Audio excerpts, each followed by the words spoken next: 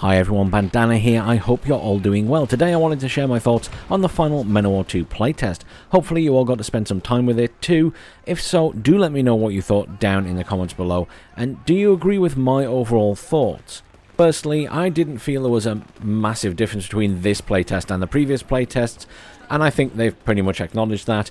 Oddly, I encountered more bugs in this one. For example, once I loaded into the campaign and my infantry weren't able to pick any items up off the ground, and looking at the Discord, at least one other person had had the same issue. Restarting the campaign mission did solve this though.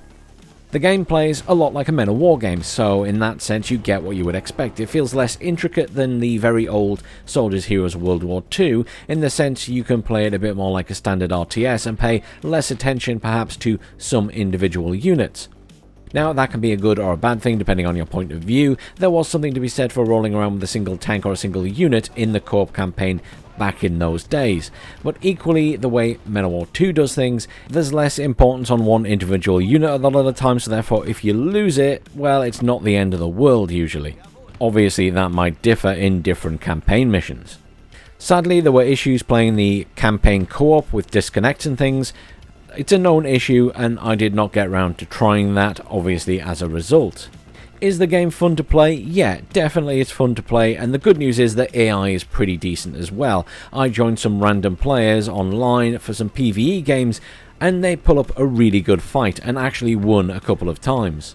Now, they did add a few new things to this playtest, and one of those things was the Classic mode. Basically, a game mode that gives you access to all the units of your country instead of you having to pick and choose from a deck or a limited selection. Though each type of unit has timers, so you can't call in heavy tanks at the start, for example, but at least you get access to everything. They've also added a realism setting to the game, so you can either play competitive or realism. Realism changes things up slightly and, well, I guess makes it a tiny bit more realistic, in that they remove health bars for vehicles, there's changes to the weapons settings, for example damage, range, a higher chance of critical hits, new vehicle destruction system, increased unit repair time, added a more realistic vision system to units, allowing them to physically hide behind objects, and the average range of vision has been increased. Removed some indicators and tooltips in the interface so you can't see if your units are as hidden, etc., and adjusted dynamic characteristics of all the vehicles. Now, that is a heck of a lot of stuff to be able to do with just a game setting. That's quite impressive. And it seems that it's still an option when you're playing against the AI as well, so you could make it a lot like back in the days of Soldiers Heroes of World War II. You know, if that's your thing.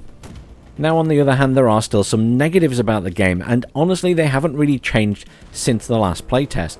The cover system doesn't seem as good as it was in previous games. For example, you can't take cover in a large bush anymore, and some trees don't seem to offer any cover at all.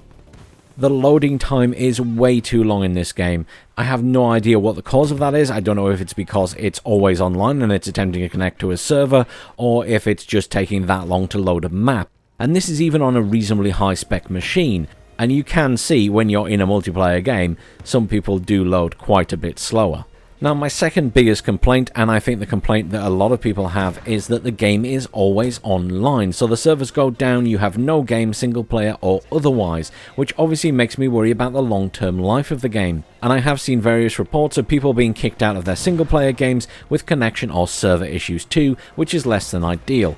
And the devs have seemed quite hostile to people questioning this on the Steam forums in the past, and I'm unsure why they went this route. Most companies left behind this form of anti-piracy because it doesn't really work. I would still like to know if they have a way to disable this down the line in case their servers go down or the company goes bust, etc. There's a lot of question marks here basically about this one. Overall, the game is a Men of War game and it plays like one, so if you enjoy them, you'll certainly enjoy this. You know, it's a lot of fun taking manual control of a tank or a piece of artillery and getting a really satisfying shot on an enemy vehicle and blowing it up. Obviously, the changes to cover, as in there's less options to cover, well, that's a bit of a shame. And the loading time, it's not game-breaking or anything, it's just very frustrating that it takes this long to get into a game. And I can completely understand why the always online stuff will put people off. I do have concerns more long-term down the line than, you know, now about that, but I can understand why some people would not buy the game as a result. But what did everyone else think of this final playtest? Do you agree with my good points and bad points? Do you have some of your own to add to that list? Do let me know down in the comments below, and thank you all for watching. Please do like, share, subscribe, and I'll see you all soon.